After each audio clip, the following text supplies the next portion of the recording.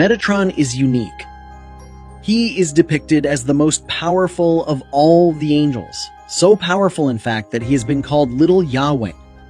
What's more, Metatron is believed to have once been Enoch, the great-grandfather of Noah, who was elevated to angelic status. He is the only angel who started out as a human being, and the only angel to have a geometric symbol associated with him. Interestingly, he's only mentioned in non-canonical books that were left out of the Bible. There's no mention of him in the Christian Old Testament or the Hebrew Bible, the Tanakh. All this has made him a mysterious and even controversial figure. In order to uncover the origins of Metatron, we must first look at the story of Enoch, a figure who is shrouded in mystery himself. Enoch is mentioned briefly in a few verses in the Bible, but his entire story is based on speculations that arise from them. Genesis chapter 5 verse 18 to 24 is the main passage about Enoch in the Bible. It details his lineage as the son of Jared and the father of Methuselah, his age, and notably his righteous life. The passage concludes with the famous verse, "Enoch walked faithfully with God. Then he was no more, because God took him away." This is important because it implies that Enoch didn't die, but instead was spirited away by God. We next hear of Enoch in the New Testament in Hebrews chapter 11 verse 5, where he's mentioned in the context of faith.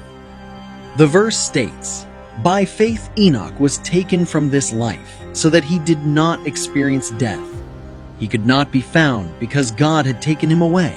For before he was taken, he was commended as one who pleased God." And again, his unique departure from this world is reinforced.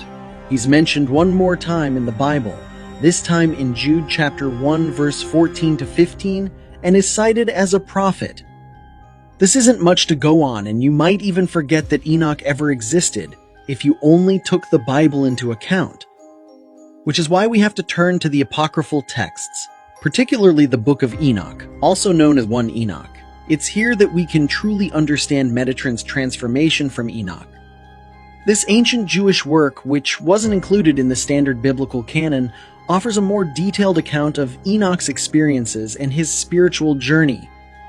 It describes his revelations and his visits to heaven in the form of travels, visions, and dreams.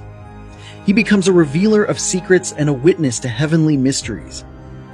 This text, revered in the Ethiopian Orthodox Church, but considered apocryphal in Jewish and most Christian traditions, provides the foundation for the later mystical interpretation of Enoch as Metatron. The transformation of Enoch into Metatron is more explicitly discussed in other Jewish mystical texts, such as the Babylonian Talmud and the Zohar. They describe how Enoch became the most exalted angel because of his righteousness and devotion to God. His transformation is physical, as he turns into a heavenly creature.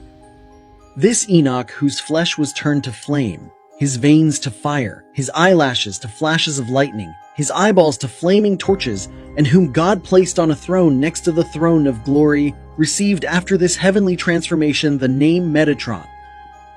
Metatron is said to have 36 wings, a number signifying his elevated rank among the heavenly beings. His face is portrayed as radiating intense light, which reflects his role as a bearer of divine knowledge. Additionally, Metatron is often depicted holding a quill or a scroll, symbolizing his duty as the scribe of God's decrees. Metatron, once Enoch, now embodies both the human experience and the transcendental nature of the angelic. He symbolizes the profound connection between the human and the divine in Jewish mysticism. Metatron's new role in the heavens is multifaceted. As a scribe, his duties include recording the deeds of humanity, guiding and supporting the spiritual development of souls, and governing the flow of divine energy into the physical world. He is a powerful intermediary, a bridge between the Creator and creation, so much so that he's called the Lesser Yahweh. In Enoch 3, Metatron says of God, "He called me the Lesser Yahweh in the presence of his whole household in the height. As it is written, my name is in him."